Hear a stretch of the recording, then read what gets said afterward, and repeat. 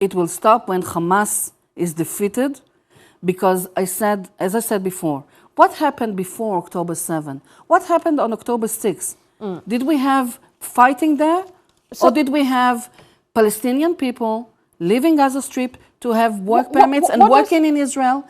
Hundreds of them hospitalized in Israeli hospitals, Israel providing support to the Gaza Strip, working on a program to allow Palestinian Authority to develop a gas field offshore Gaza, to provide more energy, what does a Hamas more livelihood. defeat look like? And what happened then? We thought that on October 6th, we thought that if we provide and allow and support more livelihood, more stability, more income to people in Gaza, then Hamas would be interested in the welfare of these people. And it has proven the complete opposite.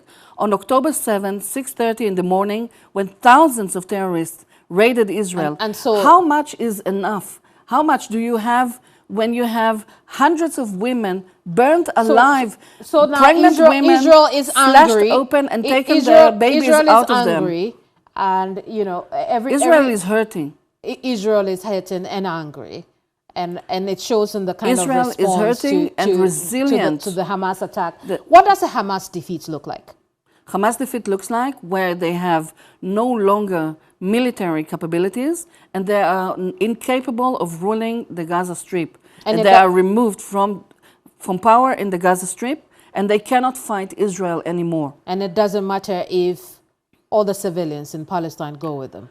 God forbid, this will never happen. That's where we are going. That's where we are going. This is absolutely the opposite. If you would think about how dense the population is living in Gaza Strip, and you see the number of casualties, of which thousands are terrorists, you come to a point where you see that the figures and numbers, as painful as they are in terms of civilians, are very low. But when you take into what do account, the numbers really say? We know that. Let me give you a comparison. You know, just a model.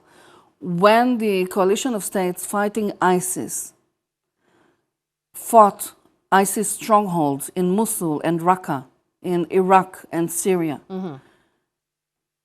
tens of thousands of civilians were killed in the overtake of Mosul, who was the ISIS stronghold. Did anyone anywhere in the world stepped out and called against it? Were there demonstrations? Were there rallies for the innocent lives that were destroyed? Tens of thousands of people in Gaza killed today. In Gaza today, in the battle against ISIS. 220,000 housing units have been damaged. Another 40,000 units have been destroyed or made uninhabitable. And who will pay for this? How much? I don't think that's where we are now. Who pays for it? Who pays for it? Where we are now are the people who lived there, some of whom have died, and some who would never find another home anytime soon. And why is that? Why is that? Do you know how much is the net worth of Hamas leaders?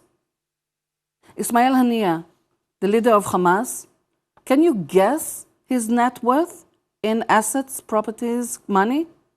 $5 billion. Does Israel see that Hamas not everybody who lives in the Gaza Strip is a terrorist? Do you see that? Absolutely. And this is why we take every precaution possible to avoid hurting uninvolved civilians. But this situation should be accountable for by Hamas and their leadership that care for nothing and no one, because their vision is of extreme Islam that would destroy anything and anyone along its path, including, by the way, when they raided Israel, they didn't stop at killing just Israelis. When they saw workers in the fields that were obviously Asian or African, they killed them or kidnapped them. Isn't Israel doing the same thing in the Gaza Strip? Absolutely not. They killed Muslims living, Arab communities living in Israel. There have been reports of arbitrary arrests. There have been reports of instant killing of Palestinians or people where they have come across in the Gaza Strip. The IDF has been reportedly doing that. Has it come to your notice?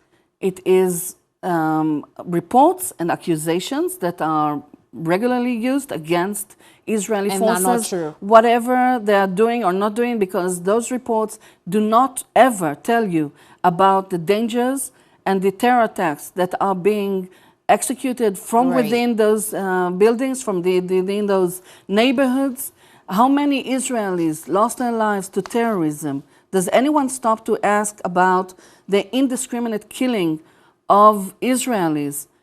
20 years ago, Hamas was operating from within Jerusalem and the West Bank.